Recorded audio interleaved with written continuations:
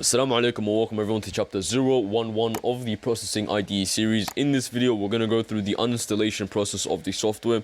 If you were to open up Control Panel, click on Uninstall a Program and search for processing, you will not find it. Regardless, even if you were to search up IDE, in whatever scenario, it will not pop up. But before we go to the process of uninstall, I want to correct a mistake. You want to open up the welcome page and untick the box if you followed what I did before. Next, you want to go File Preferences, and these are the two files you're going to end up deleting, the preferences.txt and the sketch folder. And if you followed the previous video, you know we put the sketch folder in the directory where we installed the Processing IDE software.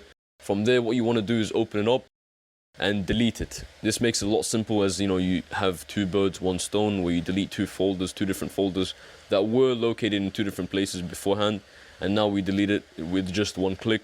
Next, you want to press the key shortcut Windows R to open up the Run tab and search %appdata%. You may remember this from the Minecraft days. From there, you want to locate the processing file, and then you just want to delete it. This will delete the preferences, and now you would be done.